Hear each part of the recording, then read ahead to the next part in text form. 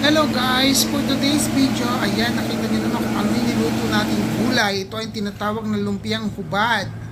Ayan guys, ginisang mga gulay lang yan, kung ano lang gulay na meron ako dito sa fridge namin. Pinaghalo-halo ko lang siya, ginisa-gisa lang, kaya ayan na yung resulta. So, masarap na ginisang gulay, kung tawagin ay lumpiang hubad. At tinatamad tayong gumawa ng wrapper. Ayan, ito na ang mga ingredient natin. Siyempre may bawang o garlic kung tawagin, meron tayong sibuyas o onion. Siyempre meron tayong giniling o ground pork. At dadagdagan din natin ng tofu o tokwa. At ang mga gulay na nakita natin ay sweet potato. At meron din tayong celery. Ay, carrots pala yung nauna. Ay, ito pala ang sweet potato. Gosh, nagkamali tayo. Carrots pala yung nauna. At meron tayong cabbage o repolyo. Ayan, siyempre mga papalasa natin, pepper. Meron din tayong salt. At nilagyan din natin ng konting soy sauce. Siyempre, pandagdag lasa rin ang fish sauce. At hindi nawawala ang oyster sauce. At syempre, para mag-isa ang lahat, gagamitan ng cooking oil. Ayan, ready na natin yung ating lutuan. Ayan, naglagay na tayo ng konting mantika. Wala na tayong sukat, tansya-tansya lang.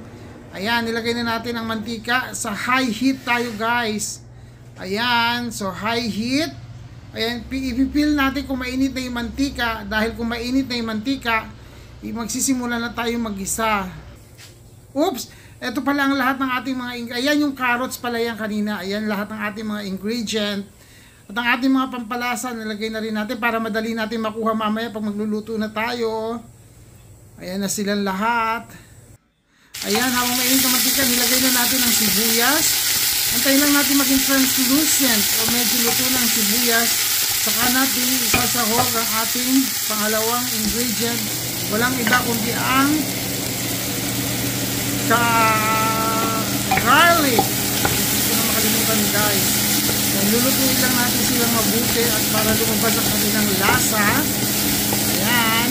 Tapos, pag medyo translucent na yung sibuyas at naluluto na ang ating garlic, dadagdag na natin ang giniling. Ayan. Gisa-gisa lang natin siya, guys. Gisa-gisa lang. Gisa-gisa. At pag medyo luto na yung ating giniling, ilalagay na natin maglagay tayo ng konting pepper para lumabas na yung aroma at maging malasa na yung karne natin with the pepper. Isunod natin ang sweet potato. Inuna natin yung mga matagal maluto. Then susunod ng carrots. Kaya kasi medyo matitigas sila, medyo matagal maluto. Kaya inuuna natin siyang lutuin. Ayan, halo-halo lang tayo, guys. Continue lang para mag-mix-mix ang mga ricado natin. Hindi siya masyadong komplikadong lutuin. Ayan, magdadagdag tayo ng panlasa ng fish sauce. Siguro mga 2 tablespoon lang po ng fish sauce siya. Depende sa panglasa sa dami ng inyong lulutuin na rin. Kasi ako hindi ako sanay magsukat-sukat kasi pagtsarahin lang natin yan. Ayan, halu-haluin lang. At syempre, nagdagdag din tayo ng konting tubig para naman maluto talaga yung gulay natin. Ayan, pag nag-boil na yung tubig na yan, yung moist na yan, pag nag-boil yan, maluluto na yung mga gulay na yan.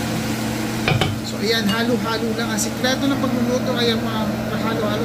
Siyempre, dagdagan natin yung tofu para maluto din yung ating tofu, yung ating tokwa. Tinatad lang natin siya ng maliliit. Ayan. Halo-haluin mo lang yan, guys. Ito yung napakadaling pagluluto ng gulay kung anong meron ka sa fridge. At syempre, ayan, maglalagay na tayo ng pampalasa, oyster sauce. Ayan, siguro mga 1 tablespoon o 2 tablespoon din ang nilagay natin. Inilagay ko na rin ng celery dahil malapit na maluto yung carrots at saka yung sweet potato natin. Ayan, saglit mo lang lulutuin ang celery na yan. Halo-halo ka lang dyan. Ayan, basta halo-haloin mo lang yan dyan. Ayan, malapit na siyang maluto, guys. Kaya haluin mo lang ng haluin yan. May mga pampalasa na rin yan. Malasa na yan, guys. Kung tutusin, pwede na siya, luto na siya. Kasi ang celery, hindi naman kailangan lutong-luto. Kailangan hapot lang. Ayan. Haluin lang ng haluin, guys. Hindi ko na tinakpan siya kasi malakas yung apoy natin. Ayan, titikman lang natin. Ayan, tinikman ko na yan. Okay na yung panlasa sa akin yan. Ayan, nilagay ko na rin yung cabbage kasi okay na, luto na para sa atin. So, ang cabbage, yung mag-i-steam na lang siya. Hindi mo na kailangan pang lagyan na from this moment, pinatay ko na yung apoy niyan kasi i-steam na lang na yan. Hahaluin na lang yan. Ihahapot na lang din natin yung cabbage. Ayan, guys. Hinalo lang yan ang hinalo. Maluluto na kasi yung cabbage yan sa pag-steam. Pag tinakluban natin yan mamaya pagluto na, maluluto na yung cabbage. So, hindi mo na kailangan lagyan pa ng apoy yan. Ayan. At napakasarap na yung gulay na yan. Yan ay tinatawag na lumpiang hubad. Kasi tamad tayong gumawa ng wrapper. So, ganyan na lang siya. Ayan, tinikman ko ulit. So, okay na yung panlasa ko dyan. So, saktong-sakto na yung lasa niyan. Masarap to para sa akin. So, guys, pwede na kayong kumain ng freshly cooked na lumpiang hubad. Diba? Hindi mo na kailangan kumuha ng kanin kasi napaka sustansya na niya. Meron na siyang sweet potato, may carrots, may celery. O, diba? At may tofu pa siya. Ayan.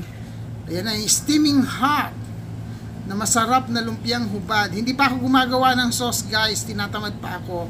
Yan lang muna. Kasi yan pa lang, guys, pwede na malasang-malasa na siyang luto na gulay na yan. So, yan ang pang-dinner natin mamaya. Masarap na. Hanggang sa muli natin pakikita sa ating lulutuing muli. Bye-bye!